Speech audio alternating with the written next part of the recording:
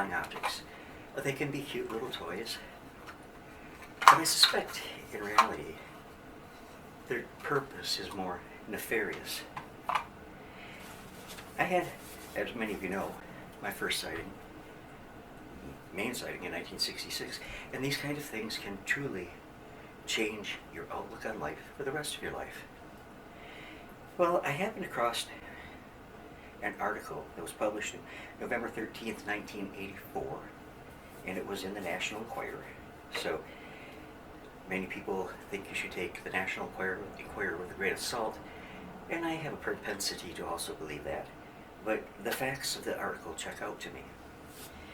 The article is titled Unidentified Flying Terror. And for many decades, Mexico and Central and South America have been a hotbed for spectacular, actually incredible UFO sightings. The number of UFOs in some of the sightings has been 50, 60. Put it in the YouTube search engine. There are some phenomenal pictures of UFOs that have been sighted in Mexico, Central, and South America. Some of them are quite disconcerting for those involved.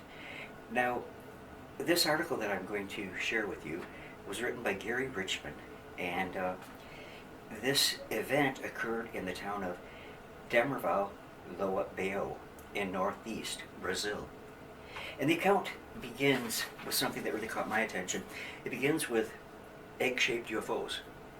And that gets my attention because the sighting I had in 1966 was a large oval, green oval, glowing, self-luminescent oval that looked very much egg-shaped. So that caught my attention right away. But let me let me read some to you from the article. It's egg-shaped UFOs bathed in bright light that makes them look like balls of fire are terrorizing a Brazilian town and wrecking its economy.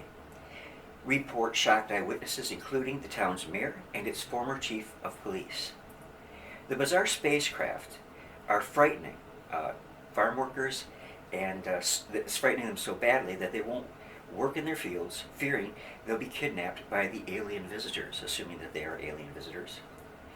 This town is in an uproar, declared Odalan Goncalves, former police chief of the small town of Demerval Leibão in northeast Brazil. I'm sure I didn't pronounce that right. Everyone is in a panic, and we don't even know what to do. Hundreds of people have seen these flying machines, and several have been chased by them. The former police chief continued, I didn't believe in all this stuff until one day I rode out to a farm where almost everyone complained about the intruders. And in broad daylight, an egg-shaped machine, a ball of fire, passed no more than 9 feet over some bean fields. I saw it from only 30 feet away, so he had a good view of this very unusual object. I had to rub my eyes, he said, in disbelief. I'd never seen anything like that before. And he continued, I filled out a special report which was sent to the state authorities. Our town is up in arms, but there's no way we can catch these machines because they were so fast. Local farmer Jose Macedo informed the National Enquirer that he had spotted 3 of the UFOs above his farm one night. Other workers had gone outside and were huddled together in fear as the UFO's bright spotlights lit up the entire area as bright as sunlight. And he said also, suddenly the bright lights went out, and then from one UFO, different colored lights were emitted, red, yellow, orange, and green. A UFO then swooped down over our heads, he said. One of my many companions tried to throw a knife at it, but it did no good. They were too fast. So the man who threw the knife became temporarily paralyzed, and like a statue, the police chief said. Now, the town's mayor, Maria Mendez, says she also has seen the UFO on several occasions.